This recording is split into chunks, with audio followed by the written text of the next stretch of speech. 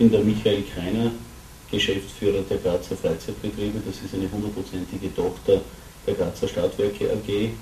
Wir haben in unserem Portfolio 6 Bäder, 2 Hallenbäder und 4 Freibäder beziehungsweise einige gastronomische Betriebe. Wir haben das Schlossberg-Restaurant neu gebaut und gerade vor ein paar Monaten eröffnet. Wir haben das Hillenteich-Schlössl revitalisiert vor 2 Jahren und es mit neuem Leben befüllt. Und wir haben dann selbstverständlich auch in der Bädergastronomie einiges bei uns zu verwalten und zu bearbeiten. Und darüber hinaus führen wir in Graz auch das einzige Day Spa, das Spa zur Sonne, das sich im Bad zur Sonne befindet. Das Eckenberger Bad ist das größte Bad in Graz. Wir haben hier jährlich im Hallenbad rund 120.000 Besucher und auch rund 120.000 Besucher im Freibad. Es wurde 1973 erbaut, war damals auch ein architektonisches Juwel, ist aber mittlerweile nach 35 Jahren natürlich in die Jahre gekommen und leidet unter größeren Baumängeln. So haben wir 1993 schon mit der Planung eines neuen Bades begonnen. Es hat einiges an Zeit gebraucht, bis die Financiers für das neue Eckenberger Bad feststanden. Das wurde in den letzten Jahren ausverhandelt.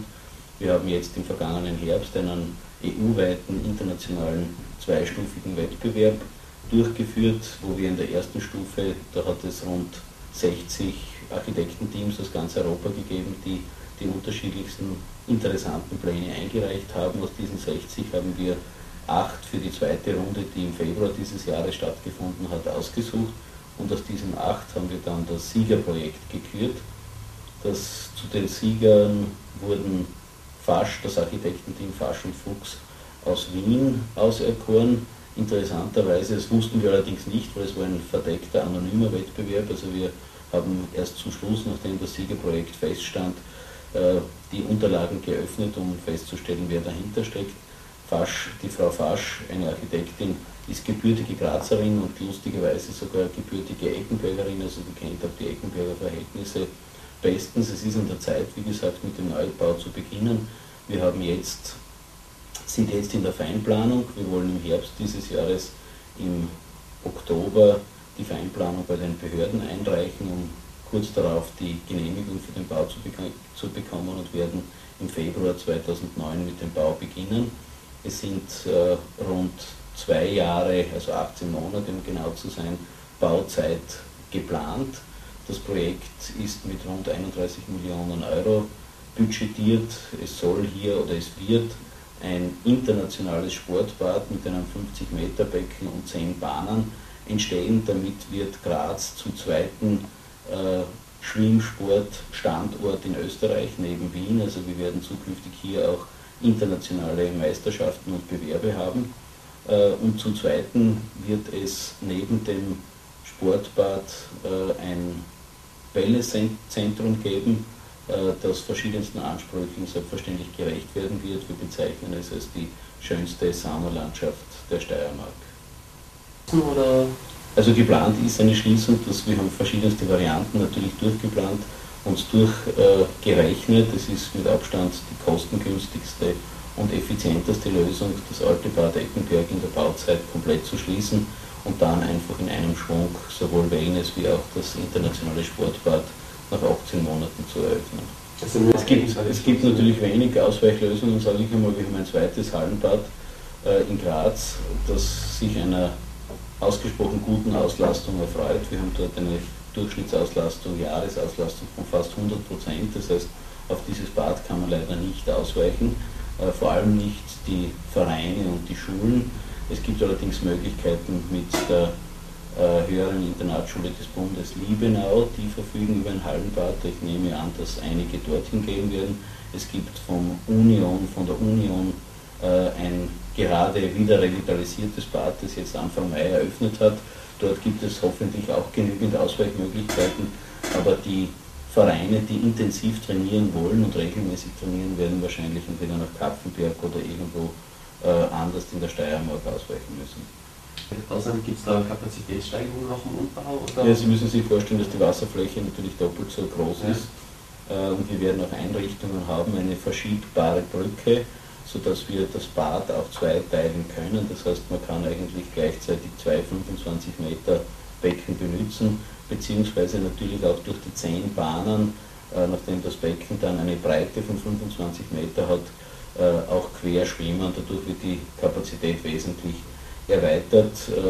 Ich sage jetzt, wenn wir jetzt 120.000 Besucher haben, können wir dann auch 160.000 bis 180.000 Besucher tatsächlich Gäste bei uns unterbringen. Wie groß ist die Gesamtfläche des Eigentümerbaus? Also inklusive 5 Hektar. 5 Hektar. Die Außenbecken werden wieder hergerichtet und saniert. Also die Lage der Außenbecken, es gibt ein Erlebnisbecken, das aber erst vor, ich glaube, 5 Jahren gebaut wurde, das bleibt bestehen. Das haben wir auch schon heuer mit einer neuen Wasserrutsche für die Kinder ausgestattet. Das 50 Meter Becken, wie gesagt, bekommt eine das Becken wird vollkommen neu gemacht und der Sprungturm, der wird abgerissen und das Sprungbecken, das derzeit bestehende, wird geschlossen. Wir werden einen neuen Sprungturm im Freibereich mit einem dazugehörigen Becken auch bauen. Zusätzlich wird das Hallenbad, das 50 Meter Sportbecken, auch über eine Sprunganlage verfügen. Das ist also auch neu. Wir haben momentan Sprungmöglichkeiten bis zu 3 Meter und wir werden zukünftig auch einen 5 Meter Turm in der Halle haben. Und renoviert teilweise? Oder? Es gibt eine Veranstaltung, das ist der einzige Grund. Nein, es wird ja nicht renoviert, sondern es wird abgerissen. Die gesamte Sprunganlage wird abgerissen und neu gebaut. An einer anderen Stelle. Aber das werden Sie dann anhand des Modells sehen, das wir hierher gebracht haben. Für Sie natürlich exklusiv.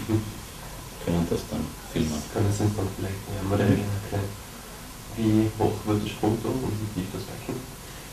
Also jetzt will ich nichts Falsches sagen, die Beckentiefe müsste bei 3 oder 4 Meter liegen, davon gehe ich aus. Der Turm wird ein 10 Meter Turm werden. Ist jetzt auch schon ein 10 Meter Turm, der einzige in Graz. Ist natürlich ein Erlebnisfaktor für alle unsere Gäste. Und Sie haben ja schon erwähnt, derzeit noch nicht, das wäre zu früh, aber wir sind ohnehin in Kontakt, ich sage mal, mit internationalen Verbänden und mit Ausrichtern von verschiedensten Wettbewerben. Also wir sind da sehr zuversichtlich, dass die zukünftig auch zu uns kommen werden. Des geplanten Erlebnisbades, Sportbades und der Wellnessanlage. Insgesamt handelt es sich dabei um eine Fläche von rund 5 Hektar. Die Architekten haben diese Halle in Form einer Auster geplant. Hier befindet sich die Georgigasse, hier die Jansgasse. Dieser Teil wird das Sporthallenbad und der Teil entlang der Jansgasse wird die Wellnessanlage für in etwa 340 Tagesgäste. Das 50 Meter Becken bleibt bestehen, wie ich erwähnt habe, wird vollkommen saniert. Der Sprungturm wird hier neu gebaut und das sind bestehende Becken, das Erlebnisbecken und das Kinderbecken, auch die bleiben bestehen und werden saniert, soweit es notwendig ist.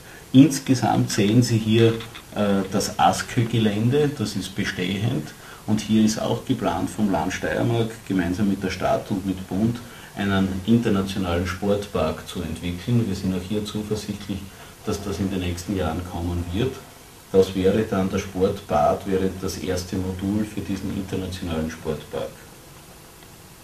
Gesamtinvestitionsvolumen für den Sportpark alleine, sage ich einmal, rund 60 Millionen Euro und wie gesagt, das Bad inklusive Sanierung der Freiflächen und so weiter ein Gesamtvolumen von 31 Millionen.